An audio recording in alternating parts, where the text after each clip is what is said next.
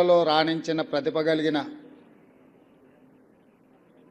10/10 మార్కులు సాధించిన విద్యార్థులను ఈరోజు రాష్ట్ర స్థాయిలో రవీంద్ర భారతికి ఆహ్వానించి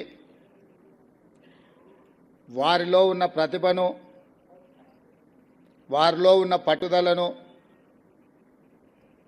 ఈ వేదిక ద్వారా లక్షలాది మంది విద్యార్థులకు ఒక స్ఫూర్తినివ్వాలన్న ఆలోచనతో ప్రభుత్వ పాఠశాలల్లో ఉన్న విద్యార్థులు రాణించగలరు అని చెప్పడానికి కార్యక్రమాన్ని ఏర్పాటు చేసి ఈ కార్యక్రమంలో మా విద్యాశాఖ అధికారులతో పాటు ఎమ్మెల్సీ రఘోత్తమ్ రెడ్డి గారు, వేం నరేందర్ రెడ్డి గారు, మాజీ అడ్వకేట్ జనరల్ ప్రకాష్ రెడ్డి గారు, ఇతర పెద్దలందరూ, విద్యార్థుల తల్లిదండ్రులందరూ ఈ కార్యక్రమంలో పాల్గొని ప్రభుత్వ పాఠశాలలో ఎవరికంటే తీసిపోవు అవకాశం వస్తే తమ ప్రతిభను ప్రదర్శించగలరని నిరూపించినందుకు ఈ కార్యక్రమాన్ని ఏర్పాటు చేసిన వందే మాతరం ఫౌండేషన్ రవీందర్ గారికి, మాధవ్ రెడ్డి గారికి మనస్ఫూర్తిగా అభినందనలు తెలియజేస్తున్నాను.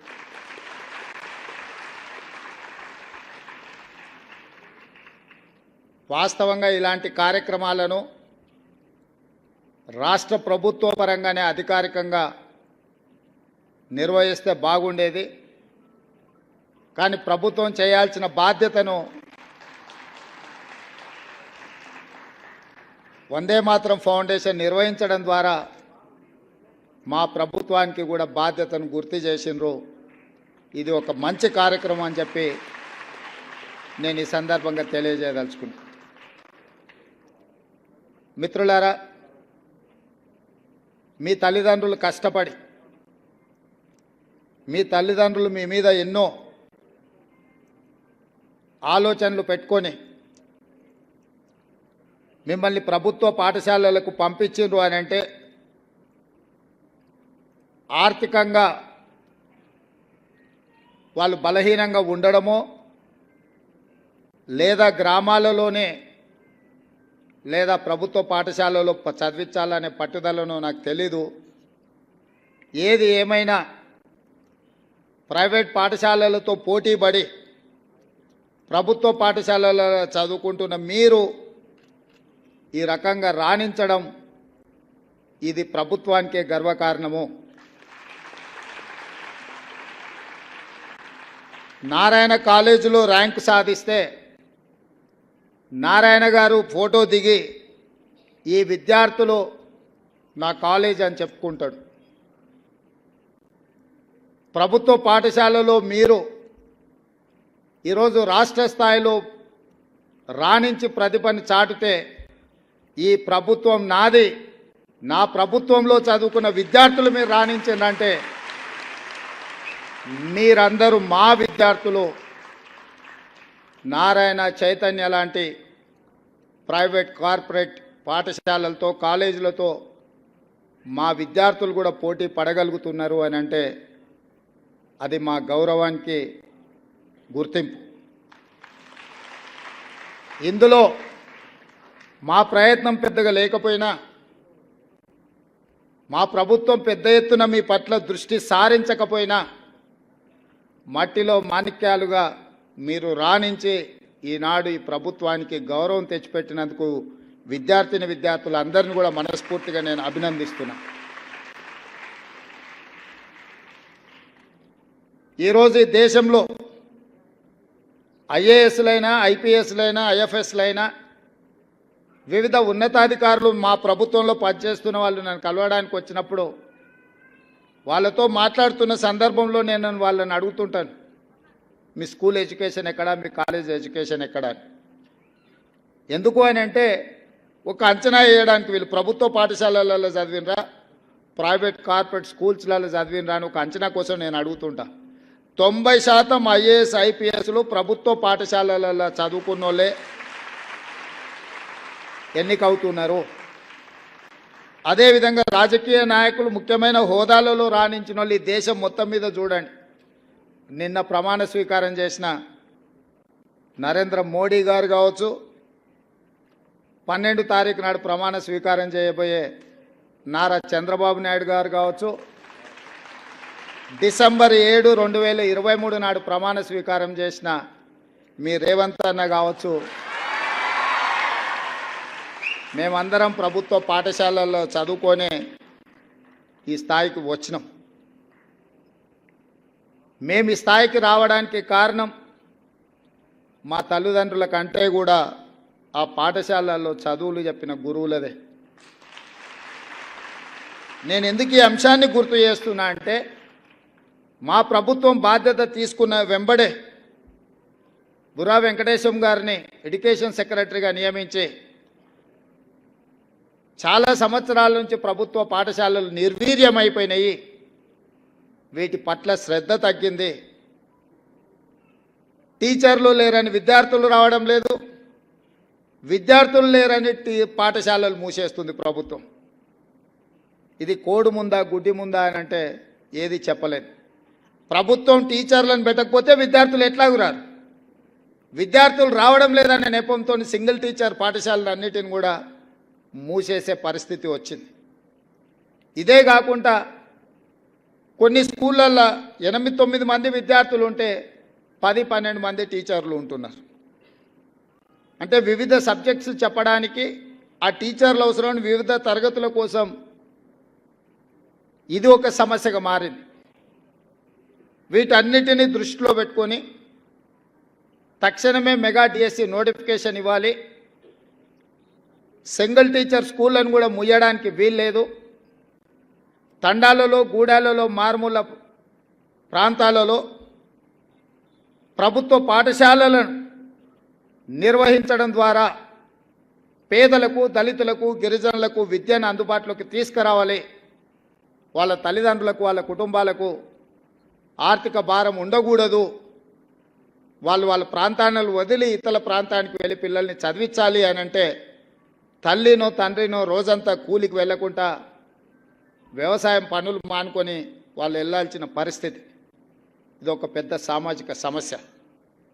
ఆర్థికంగా చూస్తే ఒక టీచర్కి 50,000, 60,000, 70,000 జీతం ఇవ్వడం, ఆ పాఠశాల నిర్వహణకు అత్యధికంగా ఖర్చు అవ్వడం, ఆ పాఠశాలలో 6-7 మంది విద్యార్థులు ఉంటే ఇప్పుడే మా అధికారి చెప్తున్నారు, ఒక విద్యార్థి మీద 80,000 రూపాయలు మనం ఖర్చు పెడుతున్నామని యావరేజ్గా. ఈ 80,000 రూపాయలు ఎక్కడ ఖర్చు అవుతుంది? నాకు తెలిసినంతవరకు నేను పూర్తిగా సమీక్షించలేదు, కానీ మ్యాక్సిమం ఈ ఇన్వెస్ట్మెంట్ అంతా శాలరీస్ మీదనే పోతుంది. ఇన్ఫ్రాస్ట్రక్చర్ మీదనో మౌలిక వసతులను ఏర్పాటు చేసే దాని మీద ప్రభుత్వం దృష్టి తక్కువ పెట్టడం వల్ల ఇది ఒక గందరగోళమైన పరిస్థితికి దారి తీసింది. అందుకే మా ప్రభుత్వం మెగా డిఎస్సి నోటిఫికేషన్ ద్వారా 11,000 పైచిలకు ఖాళీలుగా ఉన్న టీచర్ల నియామకాలు చేపట్టడం ద్వారా పేదలకు, గూడాలలో, తండాలలో కూడా విద్యను అందుబాటులోకి తీసుకురావాలన్న సంకల్పంతోనే వచ్చినెంబడే మేము నోటిఫికేషన్ ఇచ్చినాం. అదేవిధంగా ప్రభుత్వ పాఠశాలలు శిథిలావస్థకు చేరుకున్న వాటిని అన్నిటిని కూడా పునర్నిర్మించాలి, మౌలిక వసతులు కల్పించాలి అని దాదాపుగా 2,000 కోట్ల రూపాయల నిధులతోని పనులను ప్రారంభించినాం. ఇదే కాకుండా ప్రభుత్వ పాఠశాలను తీర్చిదిద్దాలన్న ఆలోచనతోటి ప్రొఫెసర్ జయశంకర్ గారి పేరు మీద బడిబాట కార్యక్రమాన్ని ఈ నెల 9 తారీఖు నుంచి 20 తారీఖు వరకు ఈ కార్యక్రమాన్ని తీసుకోవాలి. గ్రామాలలో ఇల్లు తిరగాలి, తల్లిదండ్రులకు వివరించాలి, ఆ పిల్లల్ని ప్రభుత్వ పాఠశాలల్లో చేర్పించండి. ఆ పేదలకు, ఆ తల్లిదండ్రులకు చెప్పండి, మీ పిల్లలు చేరకపోతే మీ ఊర్లో పాఠశాల తొందరలో బంద్ కాబోతుంది. మీ ఊర్లో పాఠశాల బంద్ అవుతే భవిష్యత్ తరాల పిల్లలు విద్యకు దూరం అవుతారు. పేదలు ఎప్పుడైతే విద్యకు దూరం అవుతారో ఆర్థికంగా వాళ్ళు చితికిపోతారు. ఇంతకుముందు రవీందర్ గారు చెప్పినట్టుగా విద్య ఒక్కటే మనల్ని అభివృద్ధి పదం వైపు నడిపిస్తుంది అని నేను బలంగా నమ్ముతాను, విశ్వసిస్తాను. అందుకే ప్రొఫెసర్ జయశంకర్ బడిబాట కార్యక్రమాన్ని ఈరోజు ముందుకు తీసుకెళ్ళండి అని చెప్పి మా అధికారులకు ఆదేశించడం జరిగింది. ఇదే కాదు, గ్రామాలలో ఉన్న పాఠశాలల యొక్క నిర్వహణ, మధ్యాహ్న భోజనం నుంచి బడి పిల్లలకి ఇచ్చే బట్టల వరకు ప్రతి బాధ్యత సెల్ఫ్ హెల్ప్ గ్రూప్లకు, అక్కడ ఉండే మహిళా సంఘాలకే అధికారికంగా నేను జీవో ఇచ్చి వాళ్ళకే అప్పచెప్పినాం. ఇవాళ ప్రభుత్వ పాఠశాలలో చదువుకునే పిల్లలకు ప్రభుత్వం ఇచ్చే డ్రెస్సులు మహిళా సంఘాల వాళ్ళే కుట్టి అక్కడ ఉండే విద్యార్థులు ఇచ్చే విధంగా వాళ్ళకే ఇచ్చినాం ఈరోజు. అదే కాకుండా అమ్మ ఆదర్శ పాఠశాల అనే పేరు మీద పాఠశాలల యొక్క నిర్వహణ గ్రామాలలో ఉన్న మహిళా సంఘాలకే పూర్తిగా అప్పచెప్పిన నిధులు వాళ్ళ చేతులకే ఇచ్చి వాళ్ళే పాఠశాలలు నిర్వహించే బాధ్యతను ఆ తల్లులకే ఇచ్చినాము. ఎందుకంటే మహిళా సంఘాలలో సభ్యులుగా ఉన్నారు అంటే వాళ్ళు గ్రామంలో ఉంటారు. గ్రామంలో ఉండే ఆ తల్లులే వాళ్ళ పిల్లలని పాఠశాలకు పంపిస్తే వాళ్ళ పిల్లలు చదువుకునే పాఠశాలల్ని వాళ్ళ కుటుంబ సభ్యులుగా భావించి వాటిని తీర్చిదిద్దుతారు అని చెప్పి మధ్యాహ్న భోజన పథకానికి సంబంధించి కూడా బాధ్యతలన్నీ వాళ్ళ చేతుల్నే పెట్టి గ్రీన్ ఛానల్ ద్వారా వాళ్ళ నిధులను విడుదల చేయమని చెప్పి మా ఆర్థిక శాఖ కార్యదర్శికి, మా ఆర్థిక మంత్రికి నేను ఆదేశాలు ఇవ్వడం జరిగింది. ఇవన్నీ ఎందుకు చెప్తున్నా అంటే, గ్రామీణ ప్రాంతం నుంచి వచ్చిన నాకు ప్రభుత్వ పాఠశాల యొక్క విలువ తెలుసు. ఈ ప్రభుత్వ పాఠశాల ద్వారా ఈ తెలంగాణ రాష్ట్రాన్ని పునర్నిర్మించాలన్న ఆలోచన, సంకల్పం మా ప్రభుత్వానికి ఉంది. అందుకే ఈ విధానాలన్నిటిని కూడా మేము సమీక్షించుకొని ముందుకెళ్తున్నాం.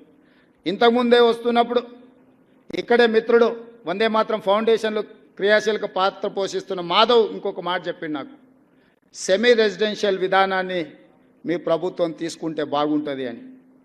నేను అడిగిన సెమీ రెసిడెన్షియల్ అంటే ఏంది అని. అంటే ఉదయం బ్రేక్ఫాస్ట్, మధ్యాహ్నం లంచ్తో పాటు ఈవినింగ్ కూడా స్నాక్స్ ఇస్తే పిల్లలు పాఠశాలలో తల్లిదండ్రులు వచ్చి వాళ్ళు పని మీద పోయి వాళ్ళకు భోజనం పెట్టాలన్నా టిఫిన్ పెట్టాలన్నా ఇబ్బంది అవుతుంది. కాబట్టి ప్రభుత్వం ఆ బాధ్యతను తీసుకుంటే బాగుంటుంది అని. ఆ సూచనను తప్పకుండా మా ప్రభుత్వం పరిగణలోకి తీసుకుంటుంది, పరిశీలిస్తుంది. ఇదే కాకుండా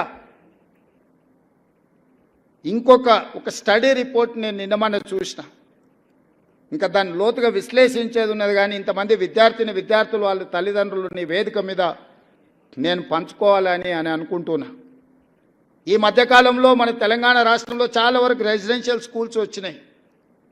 రెసిడెన్షియల్ స్కూల్స్ ఒక రకంగా విద్యను పెంచడానికి పనికొచ్చినా, ఈ రెసిడెన్షియల్ స్కూల్స్ పిల్లల్ని చిన్న వయసులోనే పాఠశాల ఈ రెసిడెన్షియల్ స్కూల్స్ చేర్చడం ద్వారా తల్లిదండ్రుల మధ్యలో ఉన్న కుటుంబ సంబంధాలు బలహీనపడుతున్నాయని చెప్పి ఒక స్టడీ రిపోర్ట్ వచ్చింది. అమ్మ ఒడినే ప్రథమ పాఠశాల, అమ్మ ఒడిలోనే చాలా నేర్చుకోవడానికి అవకాశం ఉంటుంది. రెసిడెన్షియల్ స్కూల్స్ వల్ల, వాళ్ళ పేదరికం వల్ల అమ్మ ఒడిలో ఉండి సొంత గ్రామంలో ప్రభుత్వ పాఠశాలలో చదువుకోవాల్సిన విద్యార్థులు రెసిడెన్షియల్ స్కూల్స్లో జాయిన్ అయ్యి దూరానికి వెళ్ళినప్పుడు కుటుంబ సంబంధాలు, కుటుంబ బాంధవ్యాలు బలహీనపడుతున్నాయని ఒక స్టడీ రిపోర్ట్ వచ్చింది. ఇది భవిష్యత్తులో పెద్ద సామాజిక సమస్యగా మారడానికి కూడా అవకాశం ఉంది.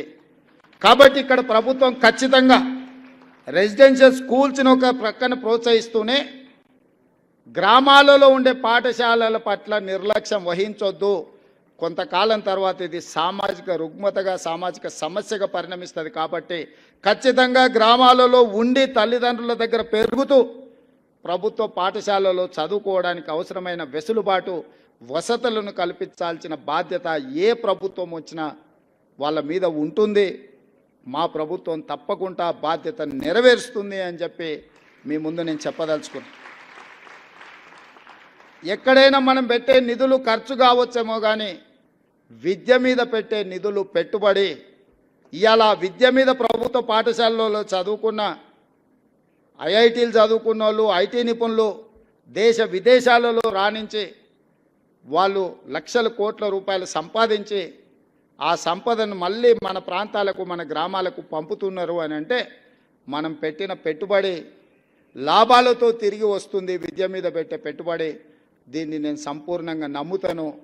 అందుకే ఈరోజు మీ కార్యక్రమానికి ఇతర ఏదో కార్యక్రమాలు ఉన్నా ఈ విద్యార్థులను కలవడం కోసం నిన్న ఢిల్లీలో ఉండే, యాక్చువల్గా మీ దగ్గరికి నిన్ననే రావాల్సి ఉండే, కొన్ని ప్రత్యేకమైన పరిస్థితుల వల్ల మిమ్మల్ని కలవడానికి నేను అవకాశం లేకపోయినా మా అధికారులకు ఆదేశించి ఈరోజు పెట్టండి, తప్పకుండా ఈ ప్రభుత్వ పాఠశాలలో చదువుకున్న విద్యార్థులను కలవడం ద్వారా నాకు మీ అందరితో కలిసే అవకాశం, మీ అందరినీ ప్రోత్సహించడానికి నాకు ఒక స్ఫూర్తి ఉంటుంది. అదేవిధంగా మా ప్రభుత్వం చేపడుతున్న చర్యల్ని కూడా మీ ద్వారా ప్రజలకు వివరించాలన్న ఆలోచన నాకు ఉండే. తప్పకుండా భవిష్యత్తులో ఈరోజు సిలబస్ ఎప్పుడో తయారు చేసుకుంటే కొన్ని సంవత్సరాల కొద్దీ అదే సిలబస్ ఉండడం వల్ల ప్రస్తుత మారిన కాలమాన పరిస్థితుల్లో ఆ సిలబస్ అనేది కూడా కొంత ఇర్రిలవెంట్ అవుతుంది. అందుకే మా ప్రభుత్వం స్పష్టమైన నిర్ణయం తీసుకున్నది, విద్యా కమిషన్ అపాయింట్ చేయాలని. విద్యా కమిషన్ ద్వారా మీ అవసరాలు ఎప్పటికప్పుడు, ఎట్లయితే మైనారిటీ కమిషన్, ఎట్లయితే మహిళా కమిషన్ అపాయింట్ చేసి ఎప్పటికప్పుడు వాళ్ళ సమస్యల్ని ఫిర్యాదు చేసుకోవడానికి ఒక అవకాశం కల్పించి ఆ సమస్యల్ని పరిష్కరించడానికి ఎట్లయితే కమిషన్స్ ప్రభుత్వాలకు రికమెండేషన్స్ ఇచ్చి ఆ ప్రభుత్వాల సమస్యలు పరిష్కరిస్తున్నాయో, మా ప్రభుత్వం స్పష్టంగా 2 ప్రాంతాలను ప్రత్యేకంగా గుర్తించింది. ఒకటి విద్య, 2 వ్యవసాయం.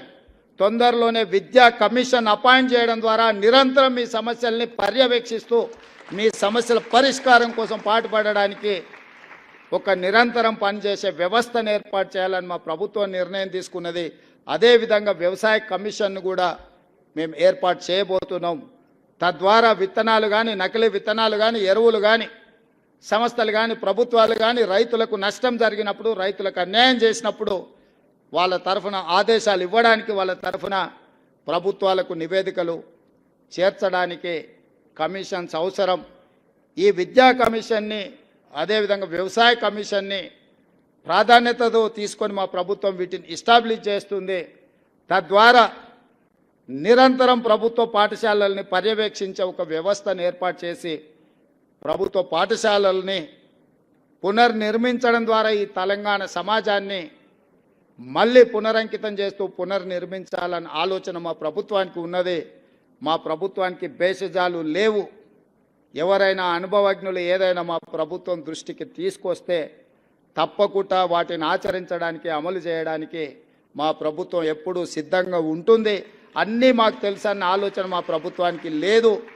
ఎవరైనా ఇందులో ప్రత్యేకంగా స్టడీ చేసిన రిపోర్ట్స్ కానీ, నివేదికలు కానీ, సజెషన్స్ కానీ మా ప్రభుత్వానికి ఏమి ఇవ్వాలనుకున్నా ఎల్లవేళలా మా అధికారులు అందుబాటులో ఉంటారు. మా అధికారుల దృష్టికి తీసుకొస్తే నేను కూడా వాళ్ళు సూచించిన వ్యక్తులను, సంస్థల్ని కలవడానికి నాకు ఎలాంటి అభ్యంతరం లేదు. అందుకే ఈరోజు మిమ్మల్ని అందరినీ ప్రత్యేకంగా కలిసిన సందర్భంగా నాకు చాలా సంతోషం అనిపించింది. ప్రభుత్వ పాఠశాలల్లో కూడా ప్రతిభ కలిగిన విద్యార్థులు ఉన్నారంటే మీ విద్యార్థులు, మా ప్రభుత్వం తరఫున ఈ రాష్ట్రానికి గౌరవం తెచ్చిన విద్యార్థులు, మళ్ళొకసారి విద్యార్థులకు ఇక్కడికి వచ్చిన 230 మంది అనుకుంటాను విద్యార్థులు ఇక్కడికి వచ్చిండ్రు. మీకు అందరికీ మనస్ఫూర్తిగా అభినందనలు తెలియజేస్తూ, ఇంతకుముందు ఫ్రీ అడ్మిషన్ అనేది అన్నారు, మరి అది ఇంటర్వ్యూసా ఫ్రీనా నాకు అర్థం కాలే.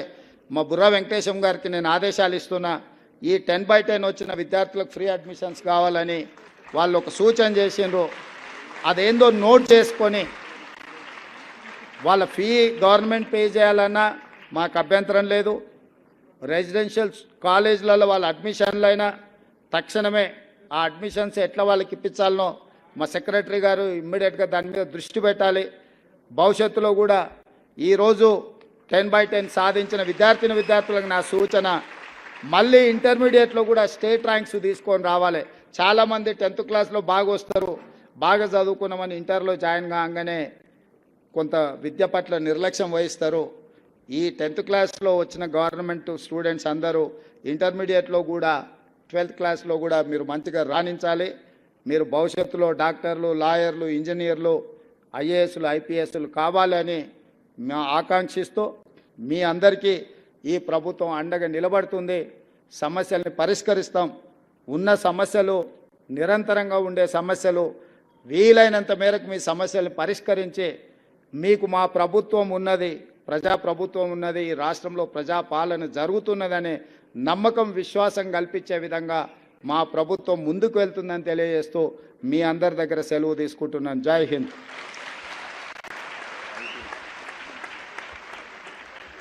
Thank you very